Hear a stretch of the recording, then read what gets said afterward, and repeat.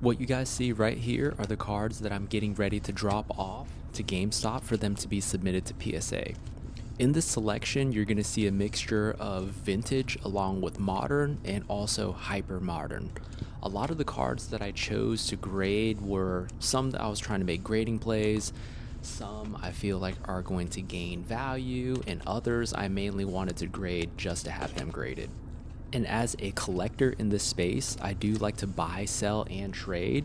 And in order for me to make purchases, I do need to try to sell some of the cards in order to have capital in order to buy cards that I actually want.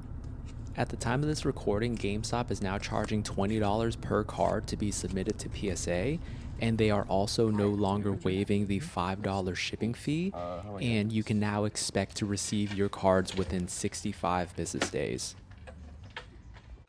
So it didn't take long for me to get my cards at all. It actually only took 35 business days, which is a lot faster than even their 45 business days prior to the 65 business days. And I'm also not going to lie to you guys. I saw my grades before I actually revealed them. And the great news is that I actually got upcharged on 2 cards. And they didn't hit me with the small upcharge, they hit me with the bigger upcharge. So each card that got upcharged $80, which means that the value is over $500. So most likely, once we come across those cards, you're going to immediately know which ones those are. And without further ado, let's go ahead and get started. So here you have it, all 26 slabs. So up first, we have this Red Cheek Pikachu first edition Shadowless from base set. It actually originally got a 2 and I cracked it and it came back as a 3. So I guess I got a bump up, not bad. Next, we have this Japanese Blaine's Arcanine. It was pretty clean and I was hoping that I was going to get at least an 8, but it got a 7. Then we got our first PSA 10, which is the Japanese Entei from V-Star Universe. I have a Rockets Moltres that got a PSA 7. I was hoping for at least an 8 because this card was actually pretty clean. Now we got a Rockets Hitmonchan and a PSA 8, which I think this is fair considering, yeah, look how fat that centering is at the bottom compared to the top. Was hoping for a 9, but I'll settle with an 8. Now this grade is a little questionable on this promo Mew. From what I can tell, the centering looked really good. And yeah, I guess I can see, yeah, edges, definitely some wear. But a 6, I may have to re-crack this and send this in. Now, Ancient Mew.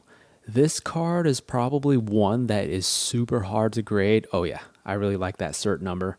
Just super even. But yeah, there was a dent in the card somewhere that I was able to flatten out, but a 4? Come on, PSA. A 6 I may have taken. All right, then we have a Birthday Pikachu from Celebrations that got a PSA 10. And this Rayquaza I had to grade because Rayquaza is about to boom. So Pokemon in one of their mega sets coming out soon might feature a Mega Rayquaza. So I expect for this card to go up in value. Which is pretty much the reason why I had to get this one graded as well, which came back as a PSA 10, which is nice. With Mega being the current generation, I went through some of my cards and decided that I wanted to grade this Mega Mewtwo. I was hoping that it was going to come back as an 8, but it got a 7. So now we have the promo from the Hidden Fates Elite Trainer box. The Moltres Zapdos Articuno. This got a 9, and I believe it got a 9 mainly because of its centering, even though I thought it was really clean. I've gotten 2 10s so far. This is the second 9 that I've gotten. And now this one, this was a pretty good 10.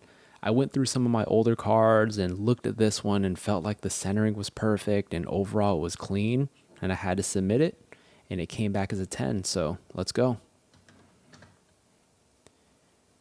Now, I submitted this Team Rocket's Houndoom because I couldn't see any imperfection on this card. There might be a print line that I didn't see, but the centering was overall good, but PSA gave it a 9. Now this one, Charizard V-Star from the Ultra Premium Collection. This one's centering is definitely off, so I expected a 9. And you can tell that the centering is off because look how much thicker that right side is compared to the left. This I pretty much submitted to submit, thinking that it was going to get a 10. Even though the centering looks slightly off, I thought they may have not counted like this little bar up here. It might have been pushed up a little bit because overall the card is centered, but they gave it a 9. Now this one, this is a great 10. I actually picked this one up from my local card shop, and I have another separate video of me going to my card shop, picking up this card, examining it, and then also trying to get your guys' opinion on whether or not this would get a 10. And yes, it did come back as a 10. My main concern was the centering at the bottom looked very thin, but I guess it wasn't thin enough for them to give it a 9. So let's go. This reverse holo Charizard from XY Evolutions, I really wanted it to get at least an 8, but it came back as a 7.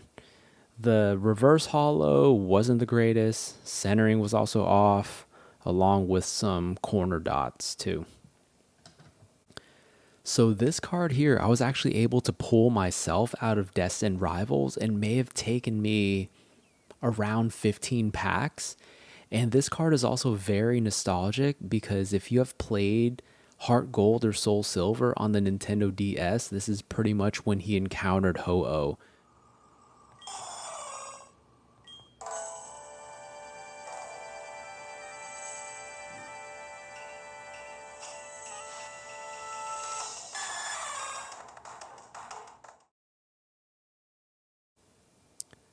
Then we have this Black Star promo Charizard GX from Hidden Fates, which got a 9, and I was really hoping that it would get a 10. Yes, the top centering slightly thinner, but I was hoping that was going to slide. Guess not. Charizard VMAX from Darkness Ablaze. I'm actually surprised this got a 10 because I think, yeah, there is a little bit of hollow imperfection, like a little dent in that area, but I guess it wasn't significant enough for them to give it a 9, so they gave it a 10. Now we have another Charizard from the Ultra Premium Collection. This one definitely deserved a 9 because there was a lot of so the hollow on the top edge, or I mean the foiling on the top and the bottom edge wasn't perfect. And also this corner on this side was also not great. I'm surprised they didn't give it an 8, but I'm happy with a 9. This Radiant Charizard got a 9, and I was hoping that it would get a 10. I didn't really see any flaws on this card, but PSA must have seen something that I didn't. This Full Art Charizard from Brilliant Stars also got a 9. And the last two cards that I submitted were the Charizard from Champion's Path, the Elite Trainer Box of promo. One got a 9 and one got a 10. All right, so overall we got 8 10s, 10 9s, 1 8, 4 7s, 1 6, 1 4, and 1 3. If you made it this far in the video, consider leaving a like if you enjoyed everything, subscribing, and overall, I'm very pleased with the grades that I got. I'm so happy that I got 10s on the two cards that I really wanted to get 10s on. And the last thing I want to show off are these graded guards that I chose to put on this one for Ho-Oh. And I'm contemplating putting this Daybreak one on my Greninja. And I feel like this one would actually work very well for that. And if you guys are interested, I do have that video where I picked up the Greninja from my local card shop.